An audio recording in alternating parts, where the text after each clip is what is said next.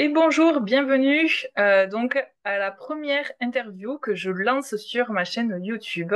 Le principe est simple, c'est mettre en lumière un auteur, créateur, inspirant, quel que soit le domaine, vraiment. Et là, aujourd'hui, je suis ravie de commencer cette série d'interviews avec une personne que je connais donc depuis longue date, puisqu'on se connaît depuis le collège.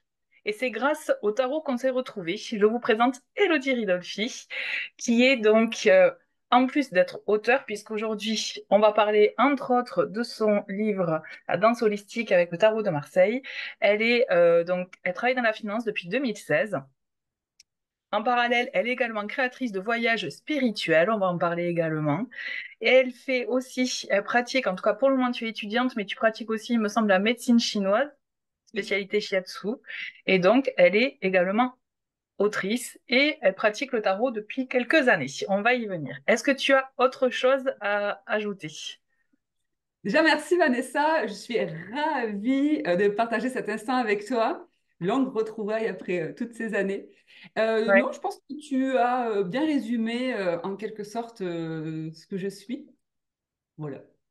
Comme quoi, ce que je voulais aussi dire, c'est que le tarot peut toucher aussi, parce qu'on parle souvent de tarot, tu vas me dire si toi aussi t'en entends parler dans ton entourage, hein, que le tarot c'est mystique, c'est quelque chose de pas bien. Moi j'ai eu droit c'est la sorcellerie. Mais comme quoi on peut conjuguer le tarot et aussi un métier bien concret qui est donc la finance, comme tu fais, et donc depuis plusieurs années. Oui, ça c'est très intéressant ce que tu relèves parce qu'effectivement, le tarot a des notes très connotées ésotériques, mystiques. Alors, dans la manière, dans l'approche dans laquelle je l'étudie, moi j'étudie le tarot de Marseille depuis 1999, donc c'est pas hier. Mhm. Bon, quoique le temps, il y a une relativité qui est quand même assez particulière, mais le tarot de Marseille, dans la façon dont je le travaille, et on pourra peut-être à la fin de cette interview proposer un tirage pour montrer en fait comment on peut travailler le tarot de Marseille de cette façon-là. Euh, Totalement. je le travaille d'une manière archétypale. C'est-à-dire que il n'y a pas de divination, il n'y a pas de dire le futur. Moi, dans le tarot, je regarde l'instant présent. Et c'est une communication avec vraiment l'inconscient. C'est se dire, le tarot est plein de symboles. Je suis passionnée de symbolisme.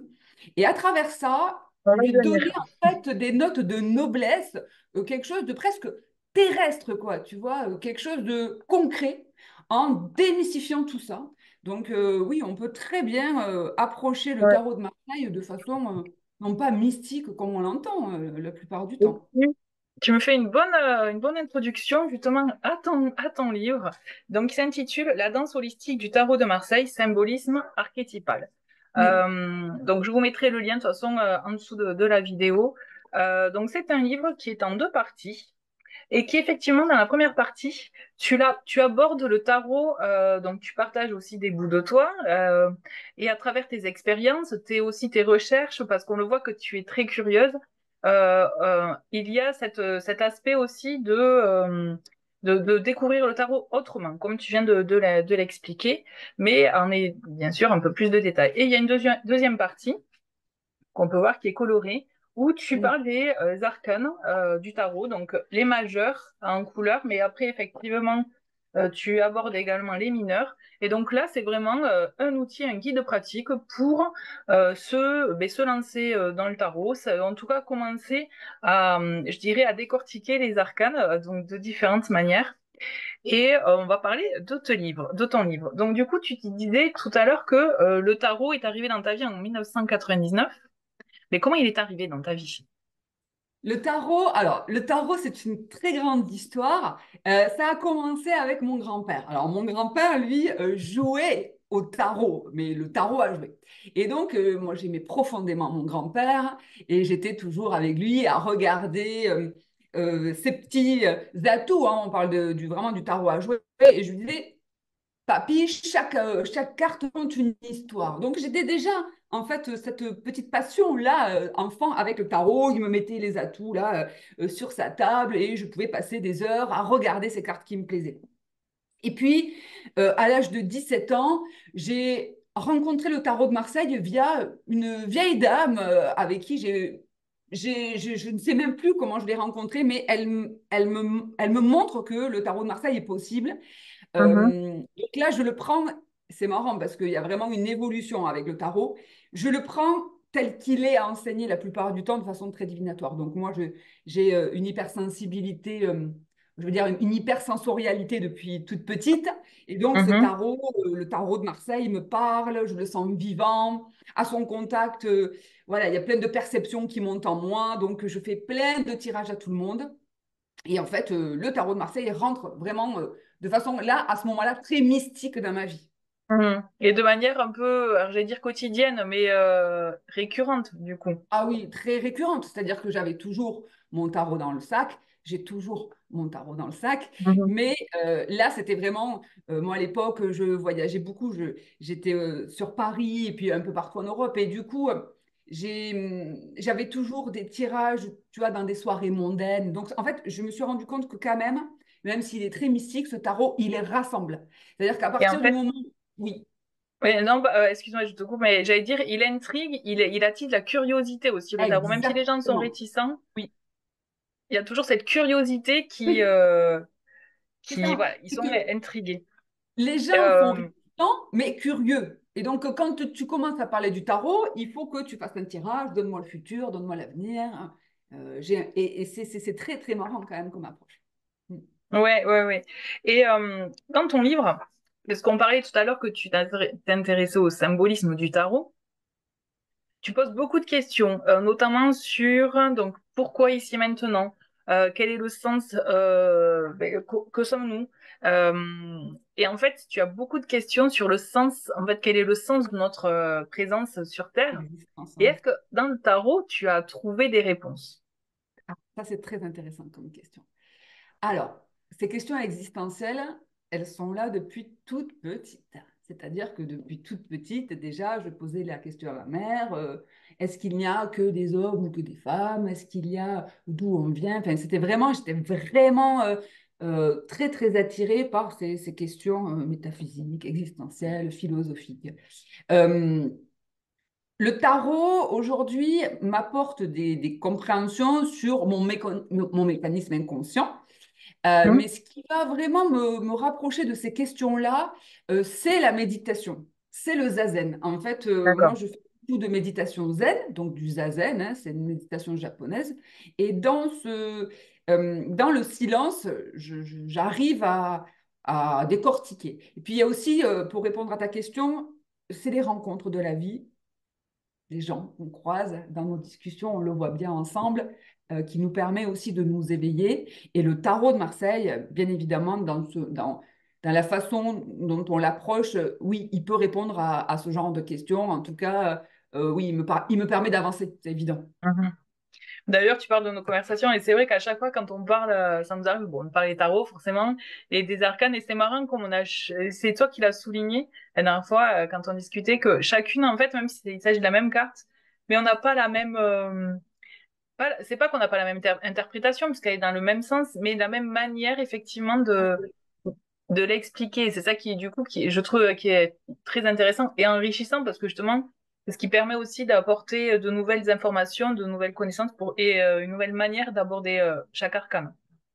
Oui, et ça Ça montre parfait. aussi que la sensibilité de chacun, et c'est pour ça en fait que bien souvent on veut enfermer le tarot. Tu vois, tu le vois, une carte, ça, il y a cette réponse, une autre carte, il y a cette réponse. Oui. Et quand on échange toutes les deux, on voit bien que sur une carte, à un instant, c'est-à-dire que si on reparle de cette carte 6 mois après, elle va nous donner un Oui. autre sens.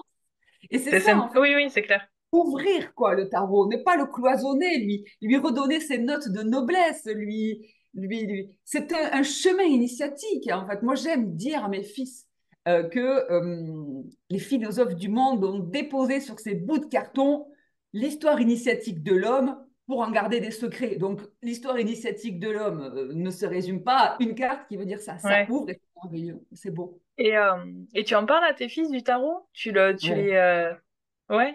Oui, alors j'en parle à mes fils. Donc j'ai deux enfants totalement différents. Donc j'en ai un qui est très hermétique et l'autre qui est justement voilà, beaucoup plus sensible. Et Et le tarot, on ne joue pas avec le tarot. C'est-à-dire que chez nous, on ne joue pas. Oui. C'est presque sacralisé comme objet, tu vois. C'est sérieux, on n'y joue pas. Mais ce que j'ai très longuement fait avec eux, c'est travailler le symbole pour leur montrer que Mhm. on est Une entouré de vision. symboles, exactement. Et donc, ouais, ouais, c'est intéressant aussi, du point de vue d'un enfant, maintenant d'un adolescent, de voir comment eux interprètent ces cartes. C'est super sympa, ça. Mhm. Ok, non mais c'est chouette. Je voulais aussi revenir, tu parlais de Zazen tout à l'heure, donc tu en parles aussi dans le livre, Mm. dans la première partie. Et donc c'est ce qui, au fur et à mesure où en fait où vraiment on lit les chapitres, on le voit que tu abordes le tarot de différentes manières, dont aussi avec la méditation. Et comment tu en es venu à cette vision holistique du tarot?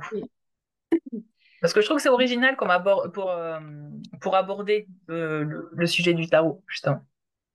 Déjà, il faut comprendre une chose, c'est que, comme je te disais, le tarot, au début, il est arrivé à moi et je l'ai abordé de façon très mystique, tu vois. Mhm. Et puis, euh, on a eu une rupture, lui. On s'est séparés. Quand je suis tombée enceinte, j'ai plus voulu accéder à ce genre de strate-là. Donc, j'ai D'accord. pris mon tarot de Marseille. Je l'ai enveloppé et je l'ai mis dans un tiroir. Il est toujours là et je ne l'ai plus touché. Donc, cette approche-là, elle est morte. Tu vois, c'est l'arcane sans nom, là, qui s'est exprimé en disant, voilà, toute cette expérience, la première expérience avec le tarot, stop. Voilà, c'est... Mhm. Et donc, ça a infusé, pendant des années, il est resté là, j'avais toujours cette intuition en moi. Et en fait, quand il est revenu, je me suis dit, on se disait tout à l'heure, il est immense ce tarot. Tous les symboles, j'en découvre de jour en jour. Et, hum, et il parle à différentes strates de moi. Il parle à mon corps, à mon âme et à mon esprit. Alors, c'est pour ça que je dis qu'il est de façon holistique. Par exemple, quand, tu vois, j'ai eu très longtemps mal à l'épaule. Je me suis dit, mais comment ça se fait que j'ai mal à l'épaule? Et en fait, en questionnant le tarot pour voir en fait quels éléments allaient ressortir, j'ai vu que ça parlait aussi à mon corps. Et quand je fais des études au tarot avec les gens, je vois vraiment aussi que quand on est face aux arcanes, le corps se modifie et je le croise en fait cette approche avec mes études de médecine chinoise, où on Mhm. voit vraiment que les émotions, l'inconscient, le corps, tout est lié. Et donc, et le symbolisme est partout à travers ça. Donc, le tarot est, proche, est plein de symboles. Les rêves sont pleins de symboles. Moi, je suis follement amoureuse de Carl Gustav Jung, qui, lui, a travaillé sur le symbolisme, dont le tarot de Marseille aussi, hein, toute sa vie. Mhm. Et là, cette approche-là, elle est pluridimensionnelle. Donc, quand j'ai compris que ça pouvait effectivement parler à différentes couches de notre être, là, j'ai vu le trésor qui était Mhm. dans cet outil-là. C'est un outil, un vrai outil, ouais, de Oui, connaissance oui. de soi. Ah mais complètement. Oui, oui. C'est effectivement, il apporte toujours des réponses, des éléments. Et puis, comme tu disais tout à l'heure, et c'est vrai, de la manière dont on évolue, la même carte, on l'aborde Ouais, différemment. Et du coup, ouais. eh ben, on s'enrichit aussi de nouveaux enseignements, d'une nouvelle information, d'une nouvelle manière aussi d'aborder la vie, les situations que l'on peut rencontrer au quotidien. Et c'est vrai que bon, mais le tarot, effectivement, a beaucoup, beaucoup à nous apprendre. Ah oui, Déjà, énormément. je trouve dans notre façon d'aborder les choses, notamment. Mais du coup, dans quel arcane tu te reconnais? Ouh là là. Alors, ça, c'est une question. Mais alors, c'est rigolo comme question parce que on incarne tous et on le voit à travers aussi ton livre. Oui, dans le cheminement, effectivement, on a On tous une incarne part, tous tous un une arcane facette. à un moment donné. Mhm. J'aime. Alors, moi, j'ai deux arcanes qui me parlent énormément. J'aime la force, du tarot de Ouais, Marseille. Et j'aime la tempérance, tu vois. d'accord. La force, je l'aime profondément parce qu'on voit ce lion. Alors, peut-être que je vais montrer ce qu'est la force. Oui, Alors, oui. moi, j'ai toujours travaillé avec le tarot de Marseille de Jodorowsky. Enfin, non, depuis que j'ai retrouvé hein, le tarot de Marseille, parce qu'à l'époque, je ne travaillais pas avec C'était Jodorowsky. réconcilié avec lui. Oui, depuis qu'on a une autre approche, lui et moi, parce que voilà.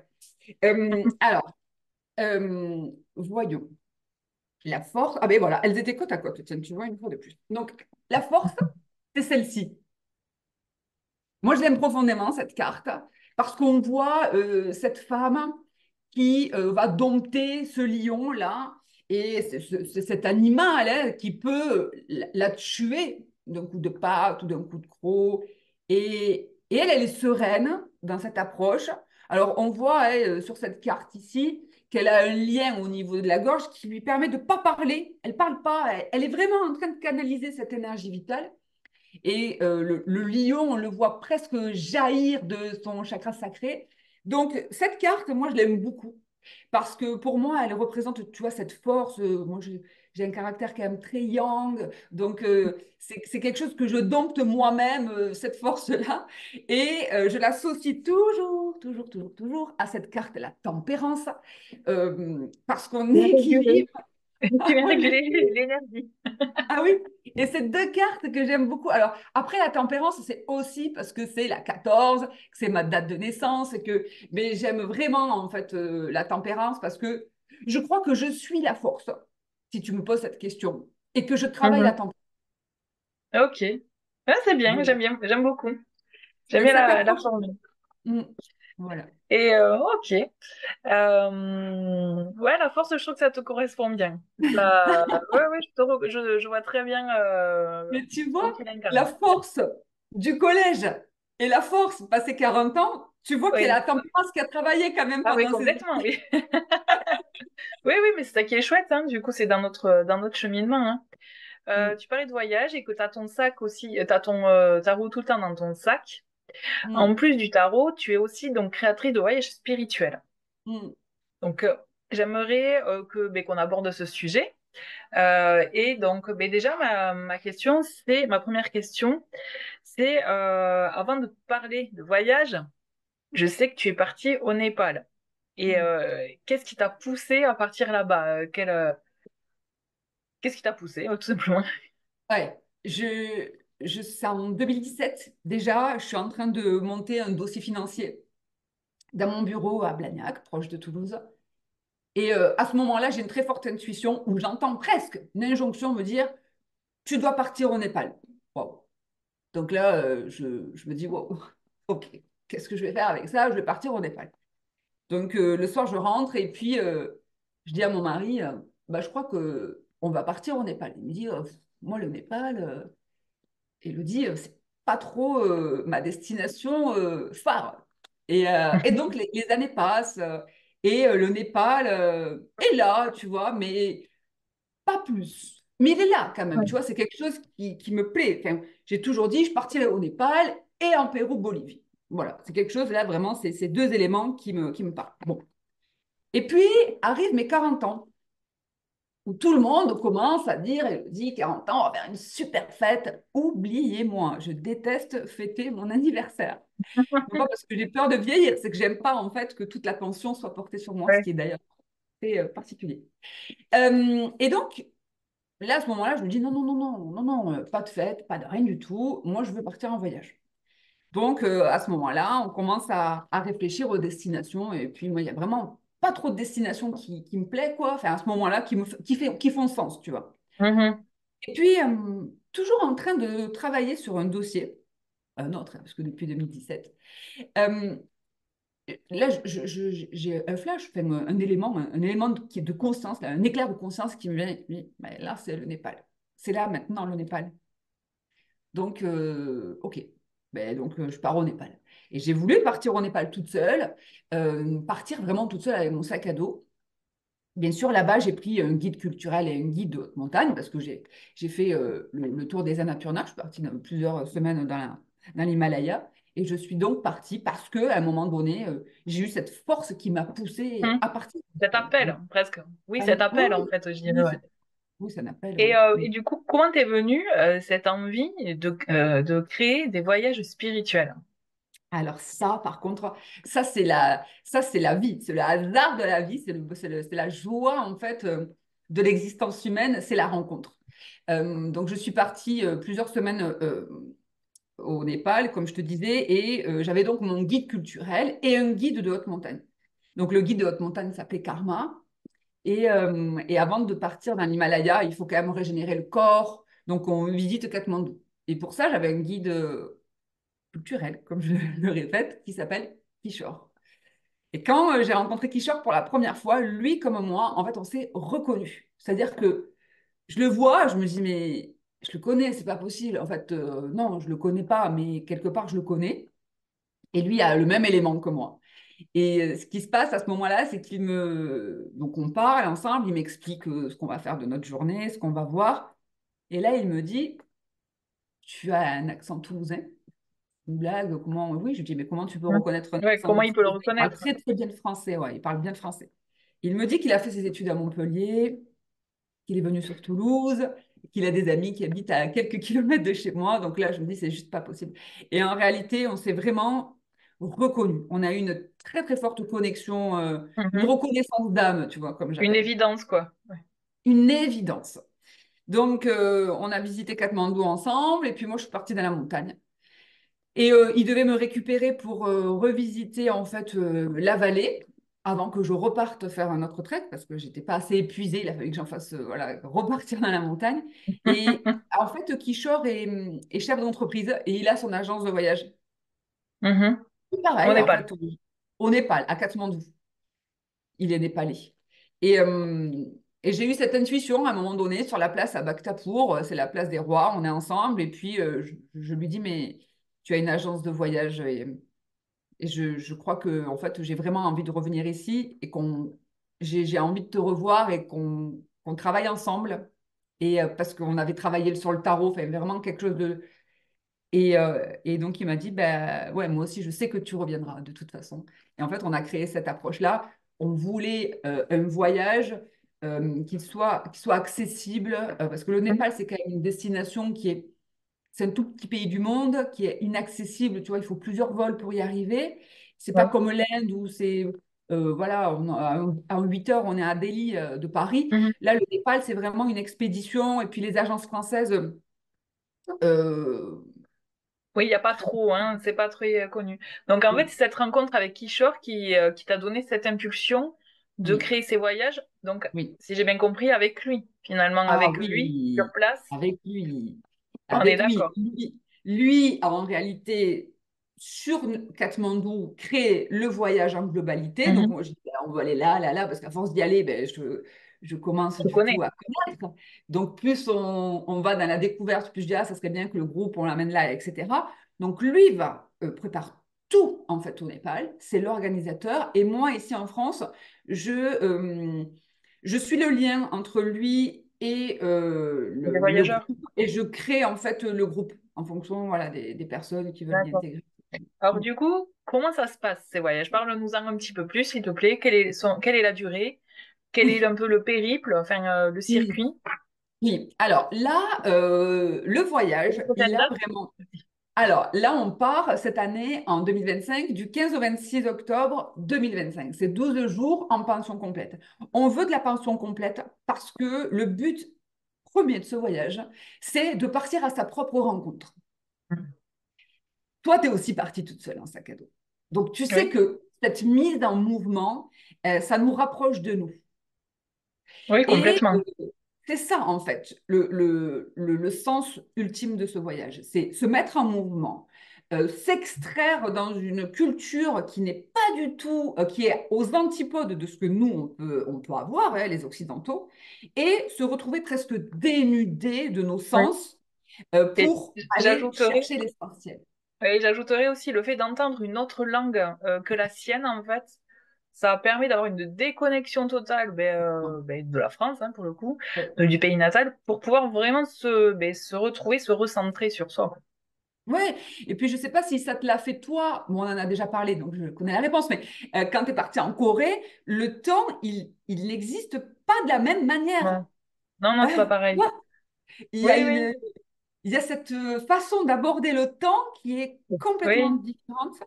Donc, tout Cette l'ensemble, déconnexion, justement, voilà, pour complètement. moi, ça rentre dans la déconnexion du pays, enfin, voilà, bon, du pays natal, de la France, là, en l'occurrence, mais, et pour pouvoir, vraiment, être vraiment connecté à soi et être à l'écoute de soi, parce que c'est des choses qu'on a tendance à oublier. Oui, et puis aussi de D'accord. se l'autoriser, Vanessa, tu vois, c'est ça, c'est s'autoriser à partir, s'autoriser à laisser pour quelque temps son travail, sa famille, ses enfants, Mhm. et partir. Pour soi, Ça, oui. soit. Alors là, il y a un gros, gros travail à faire parce que moi, quand je dis je pars au Népal ou quand je voyage toute seule, enfin, les gens se questionnent. Les Ils gens se ont questionnent. peur, ouais. Ouais, ah bon, mais quand même. Mais alors que, bon, en fonction des pays où je vais, ça peut aussi questionner sur place. Mais tu vois, au Népal, ça questionne pas. Mhm. C'est pas un Oui, oui, problème oui. qu'une femme puisse aller voyager. Donc, le sens de ces voyages, c'est effectivement se mettre en mouvement pour se délester de ces oripeaux, comme j'aime bien dire, toutes ces couches, tu vois, qui ne servent Oui, plus à oui, je trop vois très bien. rien, muer, tu vois, vraiment se D'accord. rencontrer. Et donc là, par rapport du coup au circuit que tu proposes avec donc le guide, donc Kishore, mais quelle est un peu la thématique? Qu'est-ce que vous allez voir? Oui, oui, Qu'est-ce qui est organisé? oui.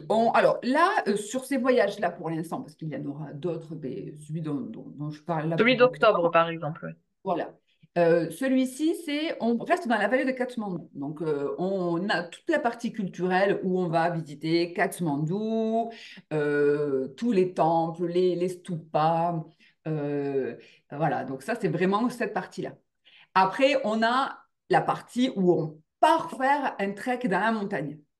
Donc, on part, alors on ne va pas dans l'Himalaya, on est vraiment dans la vallée, mais bon, la vallée, c'est déjà, Oui, pour c'est nous, pas en mal. fait, c'est des montagnes, pour eux, c'est de Oui, la oui, colline. Forcément, ils ont l'Everest à plus de 8000. oui. Donc, on est quand même sur voilà, on reste sur de l'altitude cohérente, entre 2000 et, on ne dépasse pas les 3000 mètres d'altitude. Et là, on va cheminer. Et on va aller dans des monastères. En fait, on va aller à la rencontre des gens. On est hors des sentiers battus, enfin, on est Mhm. hors tous les sentiers touristiques. Voilà. Moi, je D'accord. voulais quelque chose d'hyper authentique pour partir aussi à la découverte de la vraie vie. Donc, ces voyages-là nous permettent donc d'accéder à la culture et d'accéder surtout à la À réalité, l'authenticité. ouais, à l'authenticité, à la rencontre, à ce moment où on va croiser ces femmes, ces enfants, cet homme qui Mhm. travaille la poterie, etc. Et on va avoir une partie spirituelle où là, on va aller dans des monastères. Alors, j'ai voulu, la plupart du temps, les monastères, c'est des hommes. Bon, moi, j'ai quand même aussi voulu aller dans des monastères Il y a des avec des femmes. C'est oui, bien. donc, mais oui, c'est hyper important. Donc, il y aura l'accès à des monastères où on va passer une nuit. À Namo Bouddha, c'est un très gros monastère. D'ailleurs, Super. Mathieu Ricard y est très, très souvent. Donc, ça, c'est le monastère à Namo Bouddha dans la montagne. Après, on va aller à Chéchen, hein, c'est le monastère en hypercentre. En fait, c'est aussi le monastère de Mathieu Ricard qui est vraiment dans Katmandou. On va aller voir les sœurs, qui sera aussi à Katmandou. On va aller. euh, à Pharping, c'est une ville où là, il y a plein de monastères. Enfin, on va aller à la Tout ça en méditation. 12 jours. Tout ça en 12 jours. Tout ça en 12 jours parce que en 12 jours, on a vraiment cette partie au début où on régénère le corps en restant sur Katmandou. Pas trop, hein, parce que Katmandou, c'est quand même très Mhm. effervescent. Donc, on y reste 2, 3 jours. Après, on s'en va dans la montagne. Dans la montagne, on va chercher les monastères. Et quand on revient, après, on va, voilà, on fait un circuit, donc du coup, avec un D'accord. véhicule, hein. Non, non, c'est confortable. C'est confortable parce que, bon, moi, quand je suis partie en trek, j'ai dormi sur des planches en bois, dans des endroits Mhm. fous, et le corps se fatigue énormément. Là, comme c'est Oui, sur c'est des 12... intense, hein. Ouais. Enfin, de ce que j'y suis jamais allée au Népal, mais effectivement, de ce que j'ai entendu, c'est très intense, surtout quand on part en montagne. C'est le corps, effectivement, il a pas un contre-coup, mais oui, il y a une adaptation du corps. Ouais. Et est-ce En qu'il fait, c'est reste pour des places? canaliser la force, hein. Tu vois, c'était la force du Oui, tarot de voilà, Marseille. Il a calmé celle-ci, donc il a fallu c'est que je ça. parte dans la... Ouais, je vois, oui, t'as fallu ça, ouais, je comprends mieux maintenant. Et est-ce qu'il reste des places pour le voyage de Oui, il d'octobre? reste des places pour le voyage. Il reste quelques places pour le voyage. On est presque D'accord. Donc, complet. Voilà. si des personnes sont intéressées, qu'elles n'hésitent pas à te recontacter, à te contacter directement. De toute façon, je mettrai le lien en dessous de la vidéo, hein, Et, pour, c'est pour prendre contact avec toi directement. Mm. On arrive presque à la fin de l'entretien, enfin de notre rendez-vous, je dirais plutôt. Est-ce que, donc on va faire, tu as proposé de tirer une carte, enfin de tirer, faire un petit tirage. Est-ce que tu es toujours, Oui, bien sûr, avec oui, plaisir. procéder au tirage, puisque tu as envie de partager un tirage, ben, je te laisse expliquer du coup ce que tu proposes. Ok. Donc, ce tirage, il va être, ça va être un tirage, tu me dis ce que tu en penses, mais assez généralisé pour Mhm. que ça puisse parler à chacun d'entre vous. Donc, si vous avez, par exemple, là, on vous invite à vous mettre dans un état de réflexion, à savoir est-ce qu'on sollicite un élément pour le travail, pour les relations amoureuses, pour les relations amicales ou pour ses propres objectifs personnels aussi. Donc voilà, donc moi je vais demander trois cartes et on va regarder ce qu'il en est par rapport à ces Ok, cartes-là. Ça te va? parfait. Allez, c'est parti. Je travaille que sur les majeurs, hein.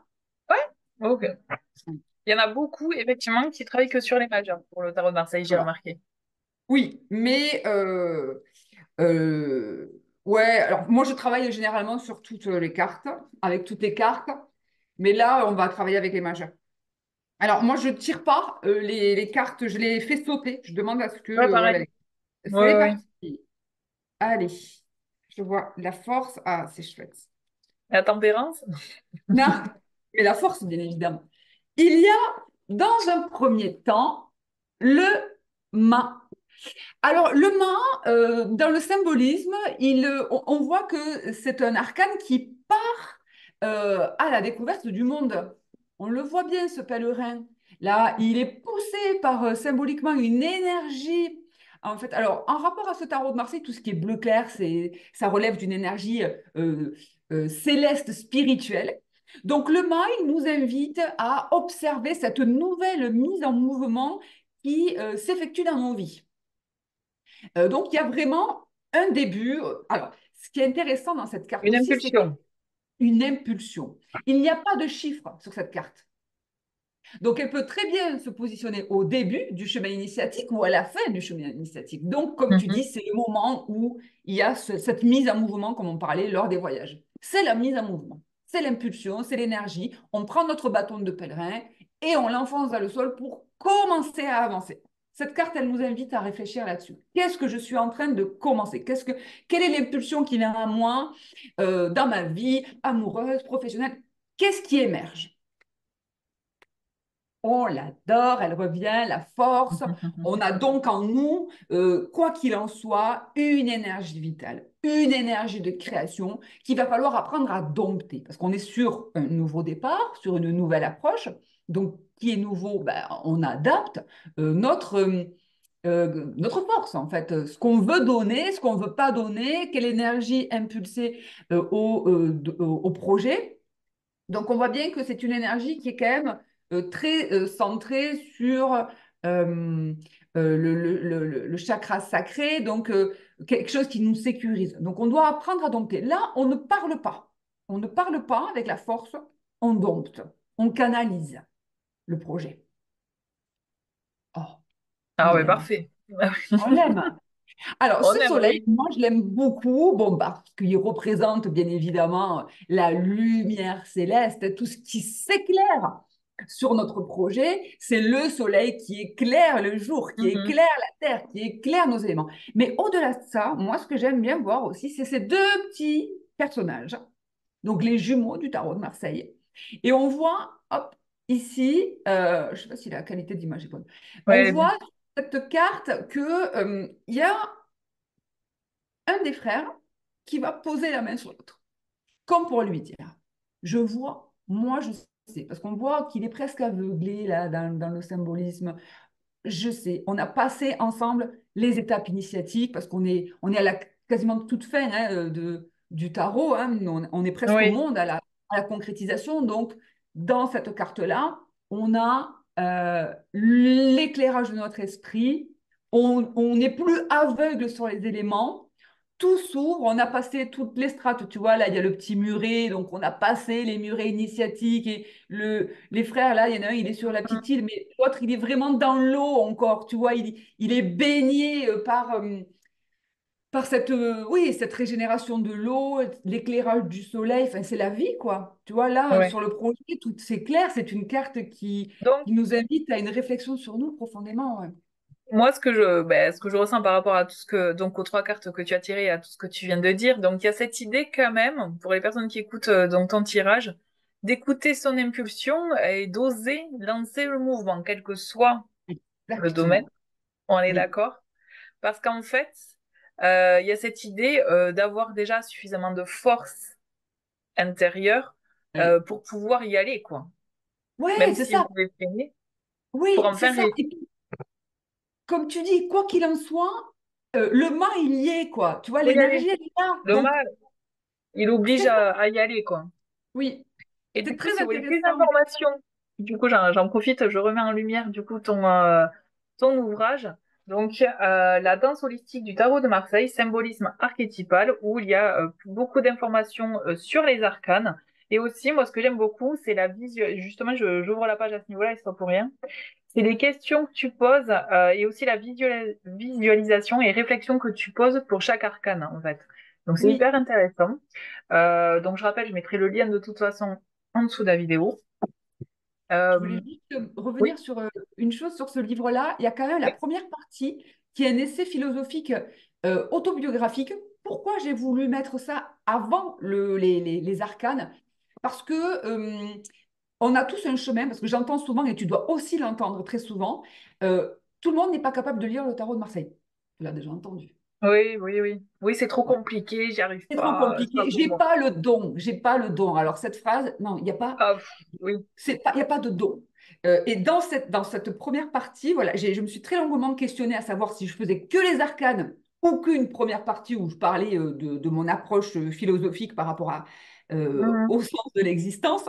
Mais je me suis dit que ce n'était pas incompatible parce que on est tous capables, avec notre chemin, quel qu'il soit, d'avoir une interprétation du jeu, du tarot. Voilà. On est tous des êtres humains. Le symbole, on l'a dans nos rêves, on l'a tout autour de notre vie. Et je voulais montrer que ben, moi, c'est au fur et à mesure de mes expériences, de mes rencontres, de mes questionnements que je suis arrivée à reprendre le tarot de Marseille. Et qu'on est tous capables de le faire, qu'on puisse bosser dans la finance ou qu'on puisse bosser en tant que dans l'éducation nationale ou qu'importe en fait. Il n'y a pas oui. il y a pas de règle. Et c'est pour ça en fait que j'ai fait quand même cette première partie. C'est voilà, je voulais le souligner. Non, mais tu fais bien de le souligner. Et moi, j'ajouterais aussi que du coup, c'est vrai que du coup, quand on passe d'une partie à l'autre, enfin, je trouve que c'est cohérent parce qu'en fait, ça, la façon dont tu vois le tarot, donc sa manière holistique que tu abordes dans la première partie, ben du coup, ça permet aussi de mieux comprendre ta vision et ta présentation de chaque arcane qui sont dans la deuxième partie. Donc, on arrive à la fin de notre donc j'allais dire rendez-vous. Ouais, Est-ce qu'il y a un petit mot pour la fin? Et moi, j'aime poser cette question, c'est est-ce que tu as des projets à venir ou un projet rêvé que tu souhaites concrétiser, réaliser? j'ai écrit un nouvel ouvrage qui est Super. là. Et donc bah, là, on est sur la recherche de maisons d'édition pour éditer ce livre qui va être donc il y aura du tarot de Marseille, mais on est plus sur un roman feel good. Ok, parfait. Donc voilà, Super, je cherche. j'adore. Oui, c'est l'histoire en quelques mots Après, peut-être, alors, tu veux en parler? Tu souhaites en parler? Après, c'est toi qui vois, t'es pas obligé d'en parler, c'est si tu le souhaites ou pas. Euh, en fait, c'est l'histoire qu'on peut tous vivre à notre manière. C'est-à-dire que D'accord. le tarot de Marseille, il peut incarner des personnages, mais il peut aussi nous incarner de différentes manières à différents moments de notre vie, Oui, oui. et de nos journées et de nos Ah bah instants. voilà, Sur ce tu parles à une rendez-vous. convertie à ce niveau-là. Exactement.